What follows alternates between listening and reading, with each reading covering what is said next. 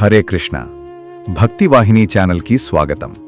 మహాయోధుడు, అజేయుడు, గాంధీవధారి అయిన అర్జునుడు కురుక్షేత్ర రణరంగంలో తన ఆయుధాలను విడచపెట్టి తన రథంపైనే కుప్పకూలిపోయాడు అంటే మనలాంటి సామాన్యులకు ఇక ఆశ ఏముంటుంది?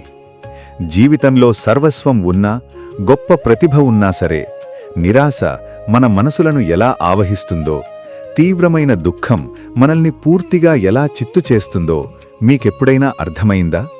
ఏదైనా నిర్ణయం తీసుకోవడంలో సందిగ్ధత చెంది, పరిస్థితుల ధాటికి తట్టుకోలేక, అంతరంగంలో తీవ్రమైన అలజడి ఉన్నప్పటికీ పైకి నవ్వలేక, పూర్తిగా స్తంభించిపోయిన క్షణాలను మీ జీవితంలో ఎప్పుడైనా ఎదుర్కొన్నారా? అలా అయితే ఈరోజు మనం తెలుసుకోబోయే అత్యున్నత సత్యం ఖచ్చితంగా మీకోసమే. ఈ ఒక్క అంతర్దృష్టి మీ నిరాశను పారద్రోలి మీకు నూతన ధైర్యాన్ని, పూర్తిగా కొత్త దృక్పథాన్ని ప్రసాదిస్తుంది.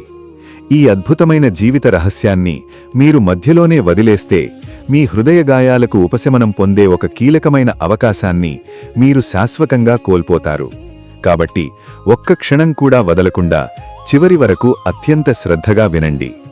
భగవద్గీతలోని మొదటి అధ్యాయమైన అర్జున విషాద యోగంలో చివరి శ్లోకం. సంజయ ఉవాచ ఏవముక్త్వార్జునః సంఖ్యే రథోపస్థ ఉపవిశత్ విసృజ్య సశరం చాపం శోక సంవిఘ్న మానసః.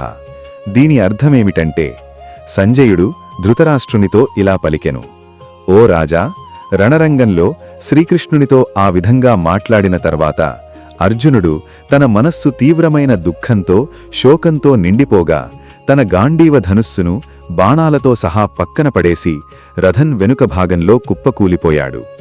ప్రపంచాన్ని జయించగల వీరుడు, శత్రువుల గుండెల్లో భయం పుట్టగల మహాయోధుడు ఈరోజు నిస్సహాయుడై కూర్చొని కన్నీరు కారుస్తూ తన ఆయుధాలను విడిచిపెట్టాడు. ఈ శ్లోకం ఒక లోతైన జీవిత సత్యాన్ని ఆవిష్కరిస్తుంది. మన జీవితాల్లో కూడా సమస్యలనే మన వ్యక్తిగత కురుక్షేత్రం మన ముందు నిలిచినప్పుడు అర్జునుడిలాగే మనం కూడా తరచుగా మన బాధ్యతలను, ఆశయాలను పక్కన పెట్టి ఓటమిని అంగీకరించి చేతులెత్తేస్తాం.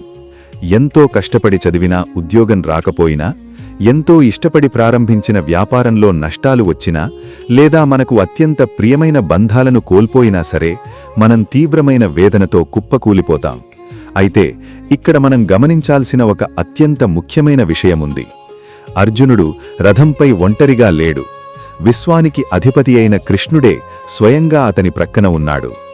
మన జీవిత ప్రయాణానికి సారథి ఆ పరమాత్ముడేనని మనం తరచుగా మరచిపోతుంటాం.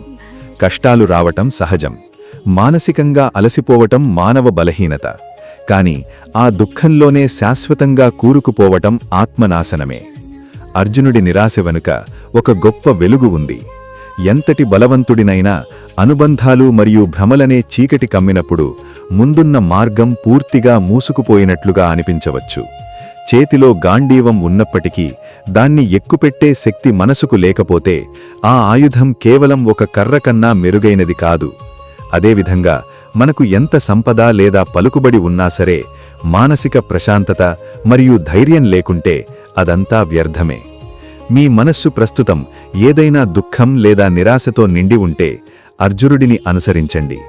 మీ భారాలను దైవపాదాల చెంత ఉంచండి. మీలోని దాగి ఉన్న బాధనంతా కన్నీళ్లుగా మారి బయటకు ప్రవహించనివ్వండి. కాని అక్కడితో ఆగకండి. పడిపోవటం తప్పు కాదు, పడిపోయిన చోటే ఉండిపోవటమే ఘోరమైన పొరపాటు. అర్జునుడు తన కర్తవ్యం యొక్క నిజస్వరూపాన్ని గ్రహించనందువల్లనే తన ధనుస్సును జారవిడిచాడు. భగవంతుడు అతనికి మరియు మనందరికీ మార్గదర్శనం చేయడానికి తన అమృతమయ వాక్కులను చెప్పబోతున్నాడు. ఈ రోజుతో భగవద్గీత మొదటి అధ్యాయం ముగుస్తుంది. నిజమైన జ్ఞానానికి మూలం, మీ జీవితాన్ని మార్చగల పరమ అమృతం, శ్రీకృష్ణుడి ప్రబోధం రేపటి నుండి ప్రారంభమవుతుంది. నిరుత్సాహించబడిన అర్జునుడిని చూసి కృష్ణుడు చిరునవ్వుతో పలికిన మొదటి మాట ఏమిటి? ఆ ఒక్క వాక్యమే మనలో నిద్రాణమైన సింహాన్ని ఎలా మేల్కొల్పుతుందో మనం తెలుసుకుంటాం. ఆ అసాధారణమైన అధ్యాయాన్ని, ఆ దివ్యమైన మలుపును మీరు అస్సలు మిస్ కాకూడదు. జీవితంలో ఎన్నడూ ఓటమిని అంగీకరించకుండా ముందుకు సాగాలని మీరు కోరుకుంటే ఇప్పుడే మా ఛానల్కు సబ్స్క్రైబ్ చేసుకోండి. మరియు ఈ జ్ఞానాన్ని మీ స్నేహితులు మరియు కుటుంబ సభ్యులతో పంచుకోండి. రేపటి సరికొత్త అధ్యాయంలో మనం మళ్ళీ కలుద్దాం. హరే కృష్ణ. ధన్యవాదాలు.